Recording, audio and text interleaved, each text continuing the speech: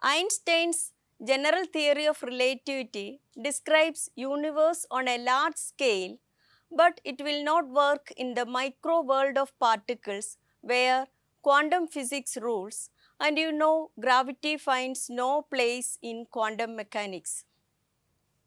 So, how far is the theory of everything?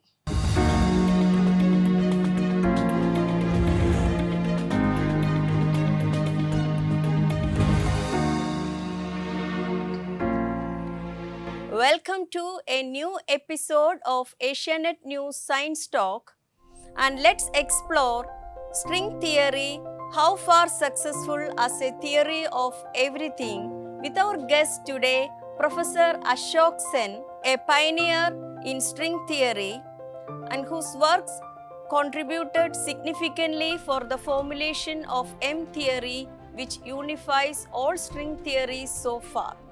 Professor Sen, regarded as a prominent figure among string theorists worldwide, and is the top theoretical physicist from India.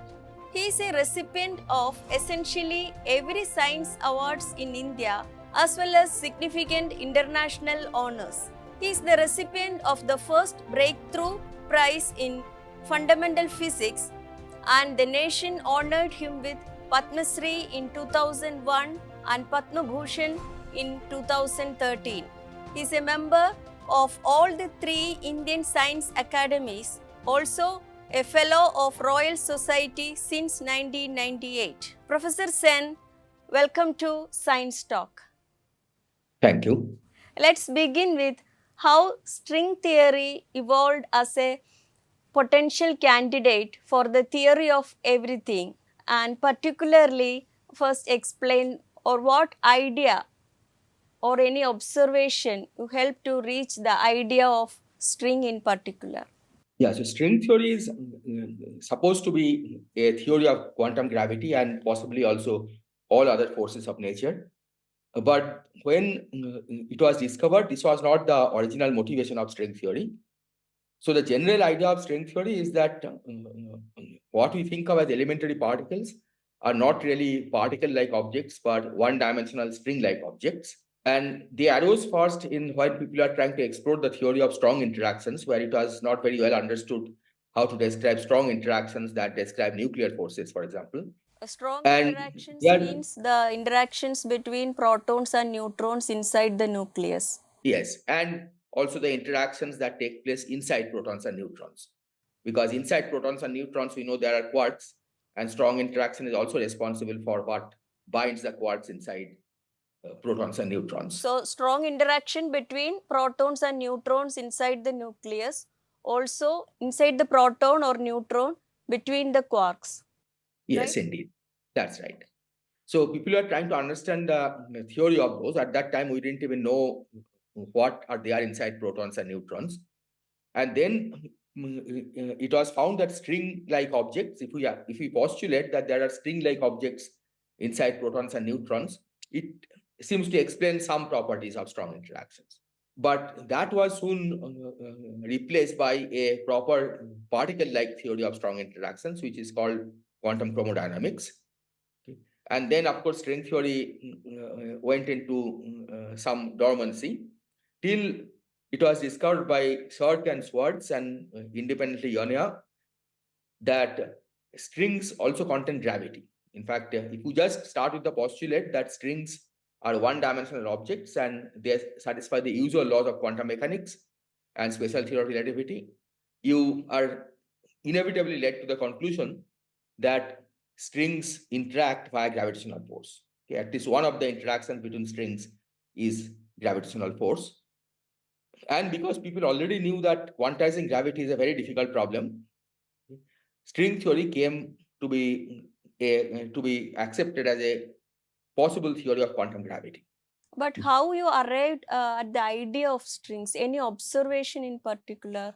Well, in As the theory of strong interactions, there are some observations, right? For example, how the mass and angular momentum of the particles are related, and strings could explain some of those. So this is the way the string theory was originally designed to reproduce some aspects of strong interaction. But as I said, that idea turned out to be not quite correct, because we have a much better theory of strong interactions based on particle-like objects. But once string theory was discovered, then people went on exploring the various properties of strings.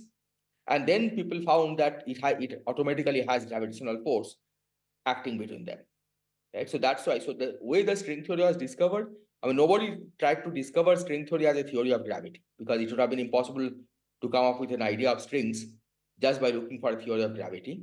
So people came up with the idea of strings in a completely different situation. But it turned out that that same theory, right, while it failed for the original goal, it could explain many aspects of the theory of gravity, which otherwise couldn't be explained. Otherwise, gravity and quantum mechanics couldn't be put together. So strings are the basic building blocks of matter. Yeah, so according to string string theory, strings are the basic building blocks of matter, indeed. Then we find another term called brain. So which is more fundamental, string or brain?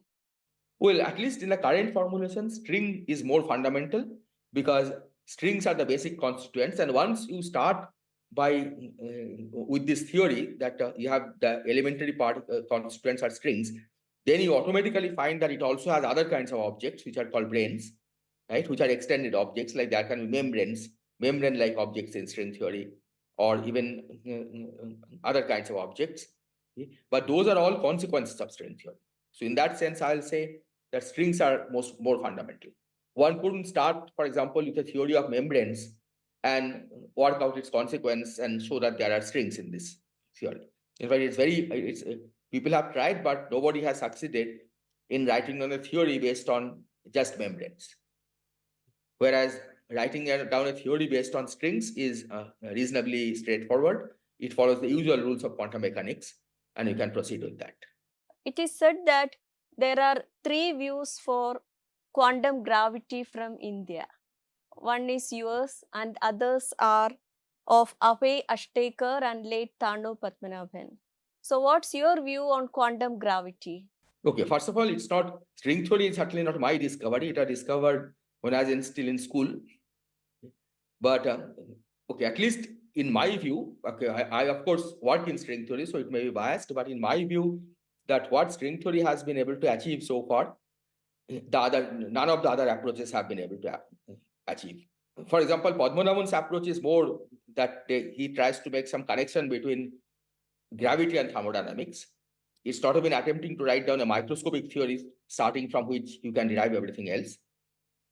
The Oesterrecher's approach, which is the loop quantum gravity, again, there you have a microscopic approach, but that only deals with the theory of gravity without trying to incorporate any of the other forces in nature.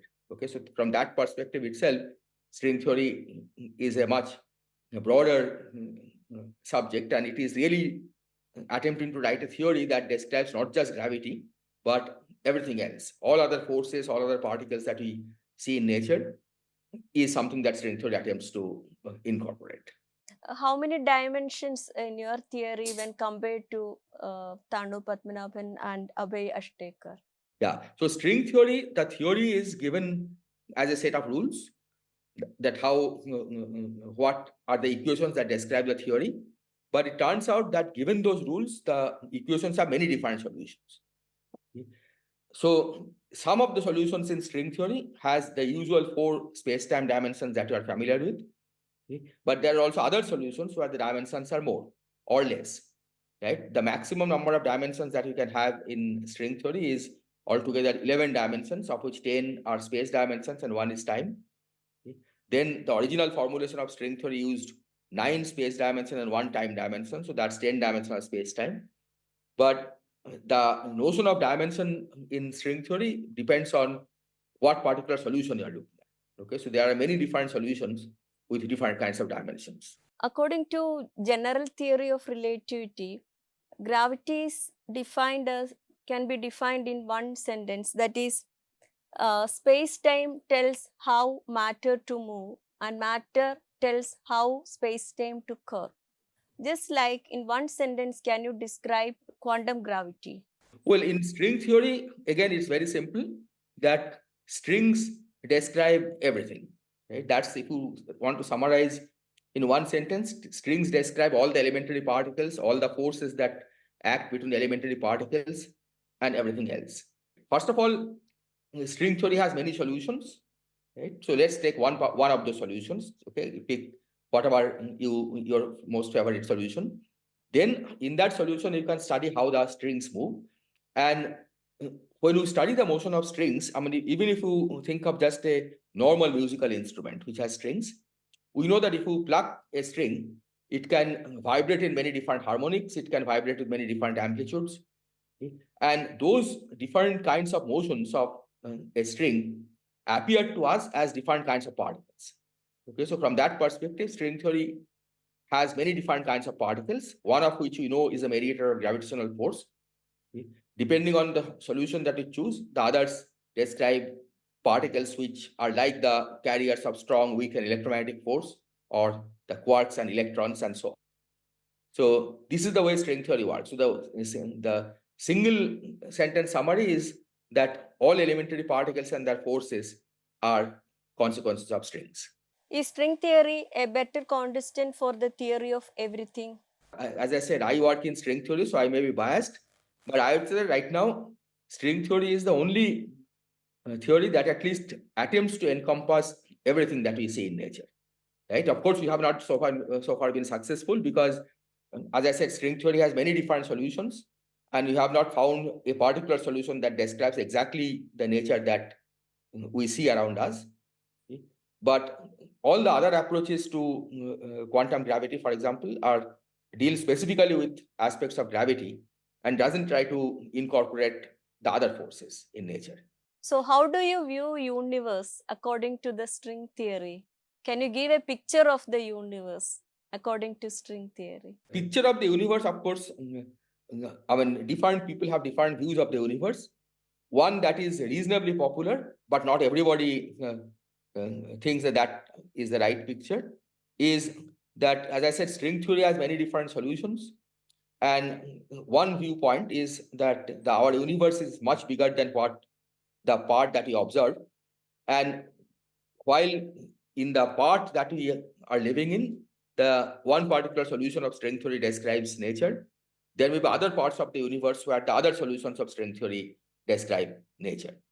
And these are just a part of one single connected universe. Okay, I mean, if I have to give an analogy, if you think of, say, a reservoir of water, okay, we know that by having different temperatures in different parts of the reservoir, some part of the reservoir may exist as ice, some part of the reservoir may exist as water, or in some other part, if the temperature is very high, it may exist as steam. Okay? So this is the kind of picture that one has of the universe, that different parts of the universe may be describing different kinds of solutions of string theory, but they're all part of the same universe. So are there multiple universes? Well, this is sometimes called multiverse in terms as multiple universes, but as I said, it's really part of the same single universe. I mean, it depends on your point of view. I mean, use this notion of multiple universes. I would say even the universe that you observe today is about 45 billion light years. So you can see distances up to order 45 billion light years.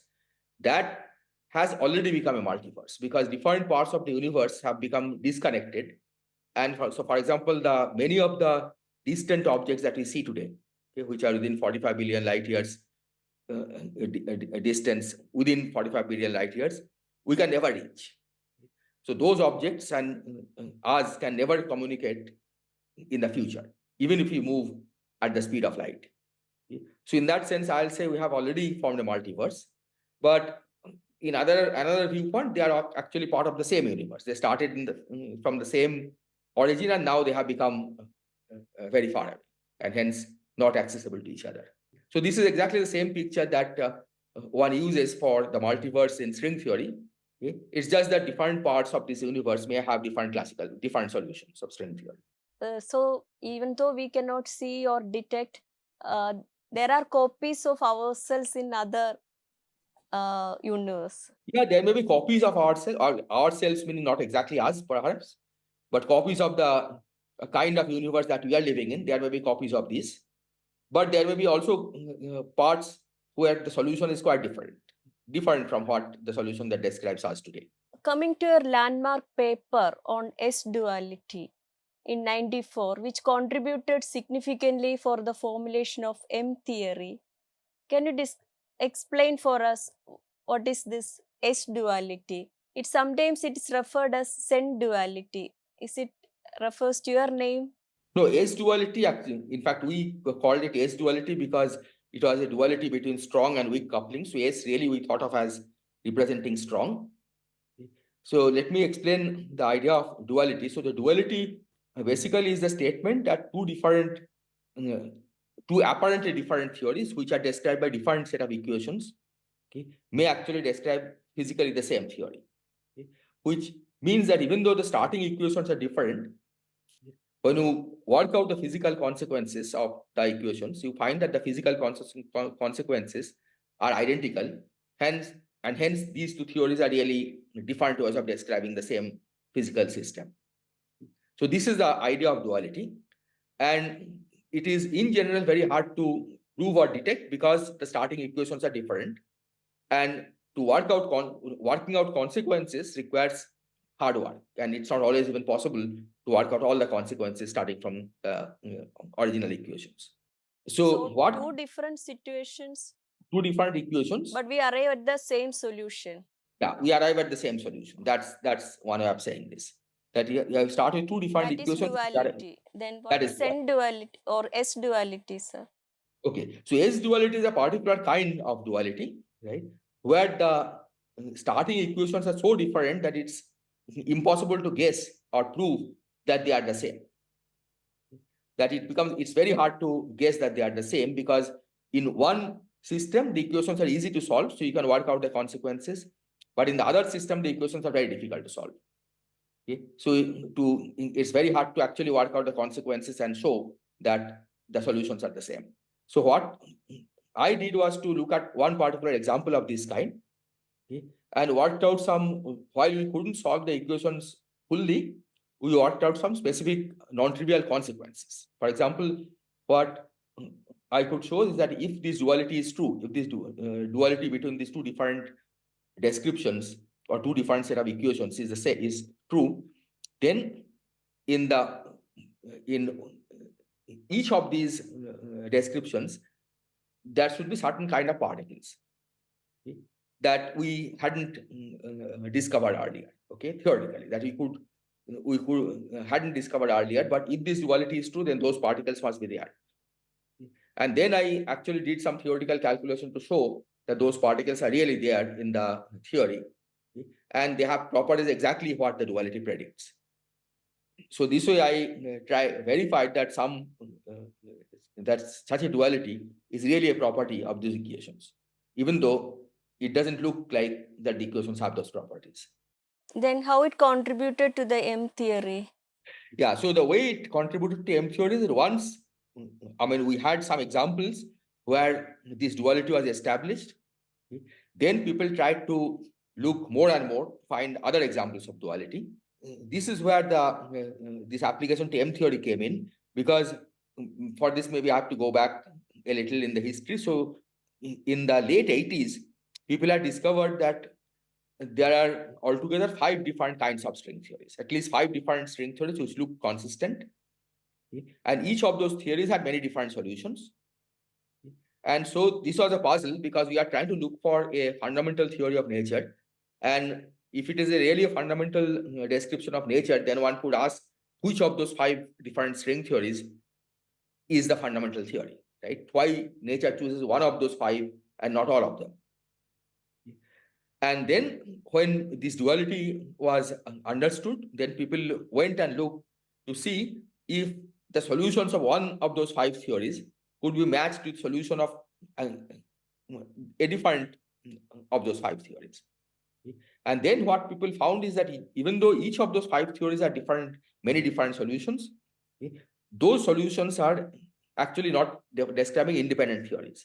That say, take your 2 theories, theory A and theory B. The theory B has solution 1 and theory B has solution 2. Then the solution 1 of theory A describes the same theory as the solution 2 of theory B. And this ultimately led to the understanding that these 5 different string theories are in fact not different theories, they are just different descriptions of the same underlying theory. And that's what we refer to sometimes as the M theory. So it unified all 5 different theories into a single theory. So M theory is so far the successful candidate for a single law or the theory of Yes. everything. That's it. So there is a single law in the theory. So now you don't have these 5 different laws. There is a single law, but the problem is, of course, the single law can give rise to different solutions. So this single law can describe the events in the galactic field as well as in the micro world. Yeah, well, we hope so. As I said, the main bottleneck in trying to make connection from the single law to what you observe is that the single law has many different solutions. Okay, so you may have a starting, the same law can have many different solutions, right? This is what you are also familiar with in classical mechanics, for example. Imagine the particle which is moving under a very complicated potential, okay, which has many minimum and maximum. And then the particle can oscillate around different minimum. And those oscillations look very different from each other, right? If a potential has, say, many minimum A, B, and C, then a particle oscillating about A is very different from the particle oscillating around B and particle oscillating around C. So in this sense, there are many solutions, and the properties of the solutions are very different. We have only found a very small fraction of the solutions. And the current situation is that none of the solutions match exactly the universe that we are living in. It has properties which are very similar to what we see in the universe. For example, it has forces like strong force and weak force and electromagnetic force, as well as, of course, gravity. But to explain what we see, we have to not only make sure that there are forces similar to strong, weak, and electromagnetic force, but, for example, that the fact that the electron has the correct mass, the protons and neutrons have the correct mass, and so on, that has not been achieved. So the hope is that someday we'll find a solution that will exactly describe the universe that we see around us. But that's still a hope. So there is still a long path to reach the single theory. Well, as I said, the theory is there. There is a single theory, right? But there is a long path to find the right solution. If string theory is correct, then the hope is that eventually we'll find the right solution that will describe the universe that we are living in. That is a long path, and that certainly hasn't been achieved till date. There is also a term called supersymmetry in string theory. Please explain that also. So supersymmetry relates two different kinds of particles. So in nature, we find that the particles fall in two categories. One category are called bosons, okay, which are essentially discovered by S.N. Bose, and then another kind of particles called fermions, which are named after Dirac. Well, which are in fact named after Fermi, but Dirac is the one who really understood fermions. The point is that so supersymmetry is a symmetry that relates fermions and bosons. This sounds very surprising because they seem to have different properties, but the particular kind of theories that is described as supersymmetry, these properties this symmetry does hold. That certain properties of the bosons you can relate to certain properties of the fermions and vice versa. But this also means that in a supersymmetric theory, the fermion that for every boson of certain charge, there should be a fermion of the same charge and vice versa. And this is something that you don't observe in nature. So this means that even if supersymmetry is an intrinsic symmetry of the theory, it must be not visible in the current universe. And this can happen, of course. There are many examples of this kind known to us. In fact, even the standard model, which has been very successful in explaining strong, weak, and electromagnetic force, has this property that it has certain symmetries that are not visible. And one can physically understand this by an analogy again. Okay, imagine that you have a mountain which has two valleys symmetrically situated around the mountain. Okay? So now from far away, we see that there is a perfect symmetry between two sides of the mountain. But if you are living in one of the valleys, then you will not see this symmetry because you will not even know the existence of the other valley because it's across the mountain. So this is what is called the spontaneously broken symmetry. And so if supersymmetry is there in nature, it has to be spontaneously broken. Now the connection to string theory comes because string theory has this supersymmetry. Okay, so the fundamental formulation of string theory, the equations of motion that describe string theory do have supersymmetry, but this is broken. And so there is no reason why we should see supersymmetry in current universe, or at least in low energy experiment. There are some predictions of what it will possibly do. There are some signatures of supersymmetry, but for that you have to go to very, very high energy to see that such a symmetry exists. Again, if we go back to the example of the valley and the hill, that if you are living in one of the valleys, and if you want to see the symmetry, you have to have enough energy to climb up the hill and look at the other valley. And this certainly is very difficult with the kind of energy that we can achieve at present. So there is an argument that since supersymmetry could not be observed in Large Hadron Collider experiments at CERN, there is no future for string theory. Do you agree to this argument? Or what's your view on? My view is that string theory certainly it predicts that there should be supersymmetry at high energy, but it certainly doesn't predict that there should be supersymmetry at the kind of energies that Large Hadron Collider is working in. If you could produce sufficiently high energy to actually see the stringy structure, that where you can probe the elementary particles to sufficient degree of accuracy so that you can see the stringy structure, then at that kind of energy, you will also see supersymmetry. So high energy collisions at LHC is not sufficient to observe this interactions. Exactly. So certainly, string theory doesn't say that high energy collisions at LHC should discover supersymmetry. So I would say that if say supersymmetry is discovered sometime in the near future, it's neither a validation of string theory nor is it does it contradict string theory, because all string theory predicts is that if we go to very, very high energy where you can start seeing the stringy structure, then you should also see supersymmetry. How can this string theorist can observe the evidence or suggest strings in the near future? Any plan on this? Yeah, so in the near future, I don't think that direct high energy experiments will achieve the kind of energy that is needed to observe strings. It may happen in very, very far future. I'm not going to rule this out, because the kind of energy scale that you have achieved, if we thought of it 100 years ago, nobody could have believed that we would have achieved the kind of energies that LHC has achieved so far. Right? So it may happen that in the next 100 years, we'll achieve the kind of energy that can actually produce strings. But if we want to think in terms of near future, I think the best candidate for possibly observing some indirect consequences of string theory is in cosmology, because in the early universe, we certainly had very, very high energy because the temperature was very high. So the particles were colliding at very high energies. And so it is possible that at that time, there are some effects of stringy physics that is encoded in the universe, whose relic we may be able to observe today.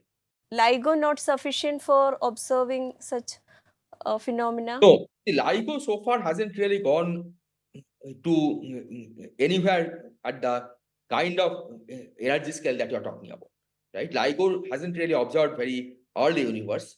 Okay?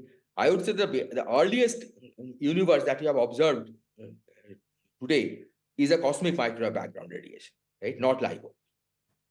But with improvement, LIGO may be able to probe the period of the universe that is even before the time when the cosmic microwave background radiation started its journey, right? And then the gravitational wave detection could tell us about early universe. So far, it hasn't really told us about the kind of early universe that you are talking about, right? Which should be much before the time when the cosmic microwave background radiation started its travel.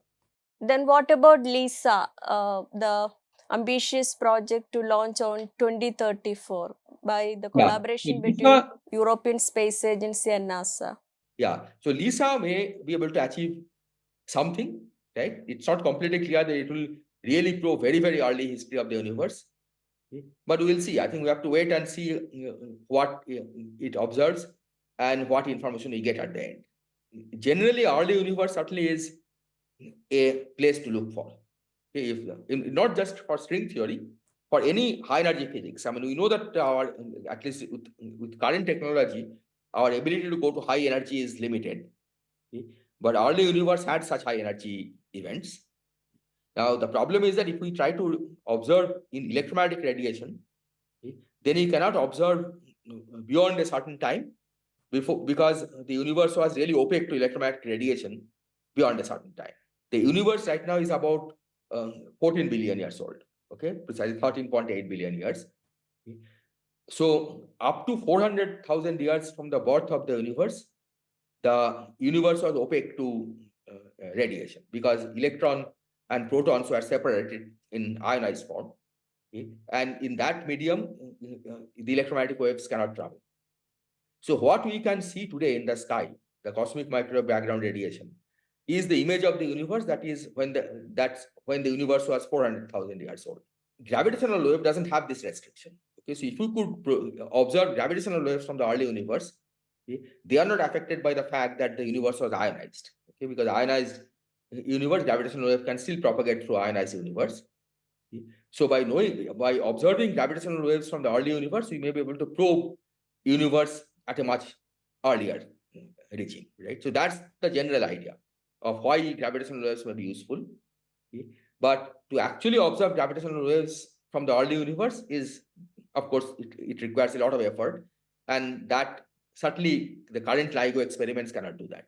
So string theory can be experimentally proven only if we get the gravitational waves from the beginning of the universe or from the birth Yeah, of if the we could really get the gravitational waves from the very beginning of the universe, I think we'll see everything, right? I mean, there are string-like structure. In principle, that encodes all the information about the high energy. I mean, whatever you could do by high energy experiment, if you could really observe the beginning of the universe, we would see all those. So far But string theory is only a mathematical model. yes, indeed. So far, string theory is a mathematical model, which, as I said, has many different solutions, and in each of those solutions, we see that it, of course, always has gravity, and it also has the forces like strong, weak, and electromagnetic force, which we know are there in nature.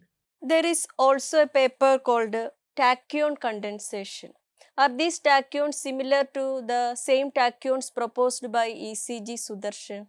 Yeah. Okay. The name comes from the same source, and in fact, these tachyons are, in that sense, the same as the ones that are proposed by Sudarshan, but their physical interpretation is very different.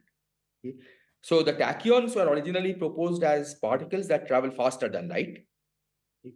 But you can also think of them as particles whose mass is imaginary. Okay, instead of being a real number that you are familiar with, okay, the mass of a tachyonic particle you can think of as an imaginary mass. Okay? And the fact that it travel faster than light is just a consequence of this.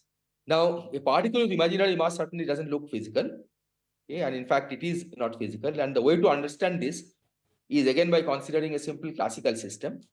Okay? So if you think of a potential with a minimum, okay, say a valley, and if you roll a ball around the minimum of the valley, okay, the ball will undergo oscillation, and you can calculate the frequency of oscillation. Okay, this is in fact the simple harmonic oscillator that you study in school or beginning of college.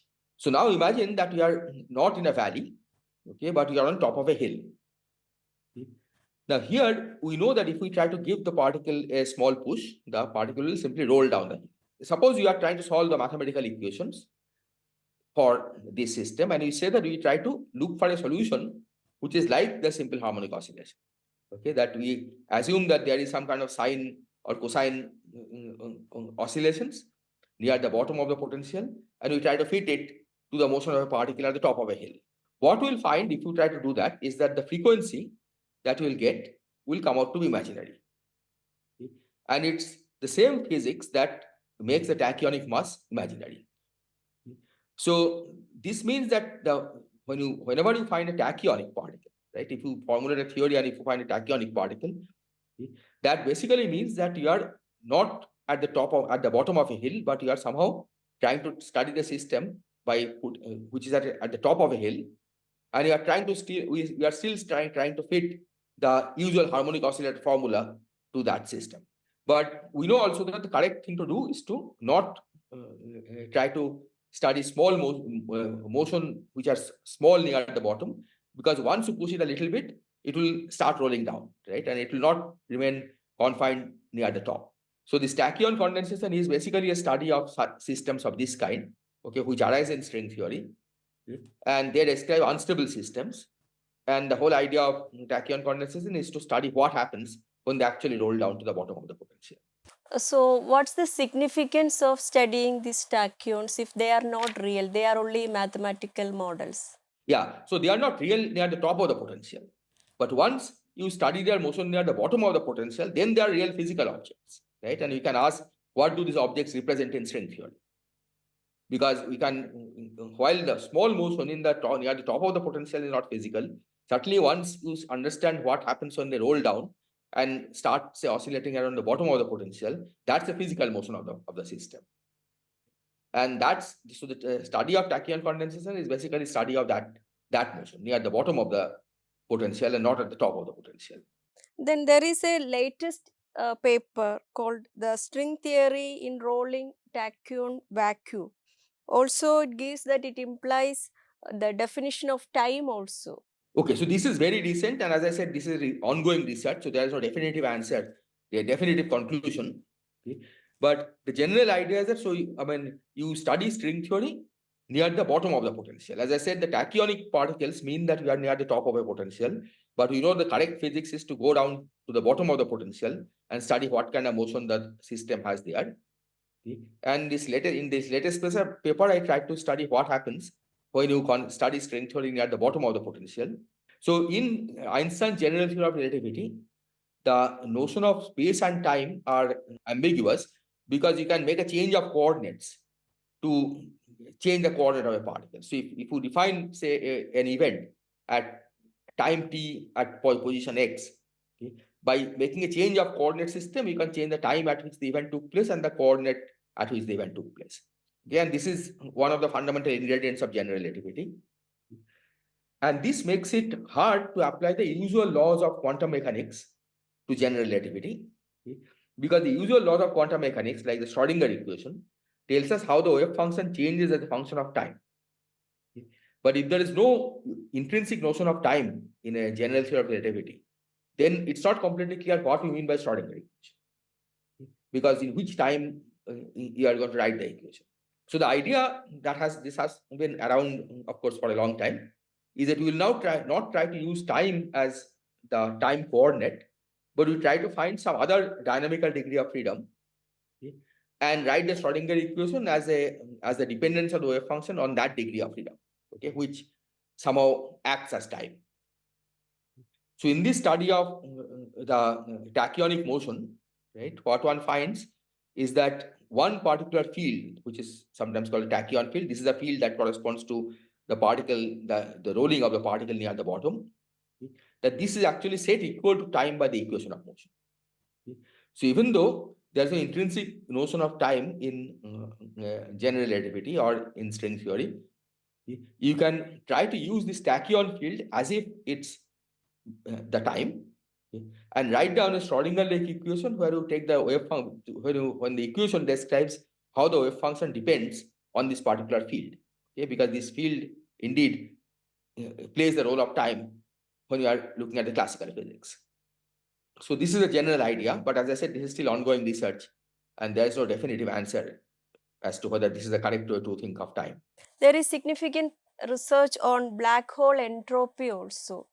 So, how it enhances our understanding of black holes in the universe? Black holes, of course, have been discovered theoretically discovered long time ago, and we also know experimentally that black holes exist. But when you try to put black holes and try to see what happens in quantum theory, okay, this was shown by Bekenstein Hawking again almost 50 years ago, that black holes behave like thermodynamic objects, that they carry certain temperature, certain entropy, and so on. And this raises a puzzle because normally in thermodynamics, when you talk about entropy of a system, okay, it has definite microscopic description. Okay, that the entropy of system is really a reflection of the fact that the system can have many different quantum states. So the statistical way of describing entropy is that if the system has, say, a certain number of quantum states, you take the log of that number and then multiplied by the Boltzmann's constant, and that is the entropy of the system.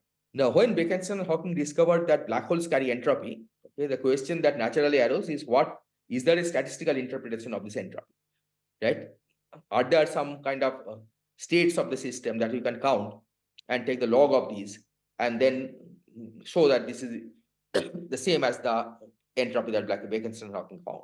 So within the usual formulation of quantum theory of gravity, it's very hard to address this question. But in string theory, one finds that at least for a certain class of black holes, one can address this question. And here, the fact that the string theory has many different solutions become useful, because the problem of finding this problem that black holes have entropy, okay, understanding this is a universal problem in any solution in string theory.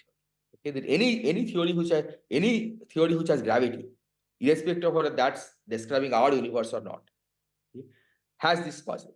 Okay, this is a theoretical puzzle as to what is the origin of the entropy of the black hole, and any theory of gravity will have this puzzle.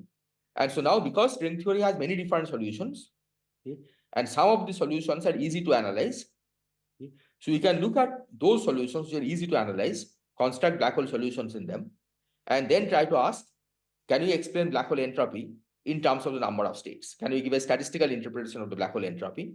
Can we write it as the Boltzmann constant times log of the number of states? And one finds that indeed in many of these theories, many of the solutions, one can give such an interpretation to black hole entropy. That one can count the number of states independently, take their log, multiply by the Boltzmann constant, and find that the answer is exactly what Bekenson and Hawking had given just from the analysis of classical general relativity, or classical general relativity plus a little bit of quantum mechanics thrown in. So you see the universe beyond our imagination. So how do you see the ordinary life in our world? Well, we believe that ordinary life and everything else, okay, comes from the fundamental laws, right? For that, you don't even probably need to go to string theory. Okay, for example, right now we know that the standard model, okay, describes the quantum part of our universe very well. Okay, all the microscopic physics is controlled by strong weak electromagnetic forces. Okay? And while nobody has been able to predict the existence of life starting from these equations, okay, we believe that it is possible. There is no reason to suspect that we need anything more than the fundamental laws of nature to explain life, right? And so that I would say that that's the way we should think of life in our universe, that there are some fundamental physical principles and that controls everything. What's your philosophy of life? Well, I don't know, philosophy of life. I don't have a very strong philosophy, but we are just part of nature as everybody else. And we live and die by natural laws, right? That's our fate. And we try to understand nature as much as possible. I would say that perhaps the what we can do, which as far as I know, nobody else, no other species can do, okay, is that we can try to understand nature, right? Based on what we observe, we can write down theories, we can try to explain why nature works the way it does. And this is our intrinsic ability, and we try to make use of this as much as we can and try to understand nature. From India, it's very rare for a theoretical physicist to get international recognition. But you achieved it from India. How do you see this? See, I feel that in our field at least, which is string theory and general high energy particle physics, it is certainly not difficult to get recognition from India, right? There are many other people in India who have got high recognition in the field of string theory. They are also among the most prominent people in the world. Okay, for example, I can mention Siraj Minwala and Rajesh Gopakumar, right? They are in younger generation, but they have certainly achieved. So I feel that at present, it used to be certainly that it used to be the case when doing research from India was difficult, making your work visible was difficult. But now we have access to archive where everybody submits their paper. Everybody has equal visibility. So once your paper is in archive, then everybody can see it. And also when you can see it. right? Earlier, getting access to journals was very difficult. Okay. But now, at least in our field, all the papers are on archive, which are freely accessible. And so it's not difficult to get access to journals. So I don't feel that in our field, it should be difficult to get recognition from working in India. Okay. And that's all my experience also, that many people have got recognition who are actually working in India. What's your current research, sir? At present, I'm working on various aspects, of course, different aspects of string theory. One is the one that you mentioned, that trying to understand this string theory in the tachyon vacuum, to what extent we can extract the notion of time from this tachyon field. Then I'm working also on various aspects of black hole entropy, trying to understand better explain the entropy of black holes based on string theory. And there are some other aspects. Okay, another aspect that I'm working on is trying to understand how to better how to improve the calculational scheme in string theory. Okay, right now we know how to do calculations in string theory, but in most of physics, okay, all the calculations are done approximately, and it's always a question as to how to improve the approximation, how to get the next term in the approximation. So that's one of the of my main areas of area of research in string theory. Since time is also one of your research topic, can I ask you, is time travel really possible like we see in movies? Well, according to our current understanding of physics, it's not possible. It's not Right? possible. Yeah, at least based on our current understanding. Okay, but maybe we'll have a different understanding later. We don't understand time very well, right? As I said, so we cannot give a definitive answer that will be valid for eternity. Okay? But at least based on our current understanding of physics, I would say that it's not possible. Okay, but this may change in the future. It's impossible to travel in Yeah, the according to past or future according to the current understanding. that's right. If no issues, we would also like to get a response to the cosmic relativity theory of Professor C.S. Unnikrishnan, directly challenging Einstein's special theory of relativity. Since I'm not very familiar with that work, I'll not directly respond to that work, but I'll just say that according to my knowledge, so far there is no evidence that Einstein's special theory of relativity is wrong. Right? So far, all the experiments that have been done are consistent with Einstein's special theory of relativity, and one can try to devise other theories, but I would say that there is no reason until Einstein somebody can actually find experimental contradiction to what Einstein had predicted. There is no reason to look for another theory of that replaces special theory of relativity. So Okay, in you fact, all believe the that, other approaches to gravity that you mentioned, all of them respect Einstein's special theory of relativity. so you believe there is no experiments so far to prove that Einstein's special theory of relativity is wrong? That's right, yes. Okay. But he claims that he experimentally proved that. Well, I don't know whether he claims that he experimentally proved that special relativity is wrong. Maybe he tried to prove whether his theory is correct. I'm not very familiar with this, so it's better that I don't comment on that theory. What's your advice to the theoretical science aspirants? Well, I'll say that you just, if you are really, if you feel that you are interested in theoretical physics, you should just go ahead and do it. But you should also keep in mind that it's sometimes can be tough in the sense that if you are a researcher in theoretical physics, you find that much of the time your research is not progressing, you are stuck. Okay, and the way the research happens is that once in a while you get unstuck, you get a good idea, then you make rapid progress for maybe a few months, okay? And then again you get stuck in your research, and then again you have to wait and make rapid progress.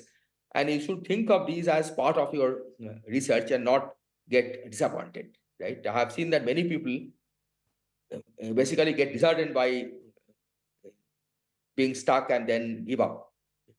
So this is what one has to guard against, that research is always like, particularly theoretical research is most often like that most often you are not progressing and making any progress, okay? And the progress only comes once in a while.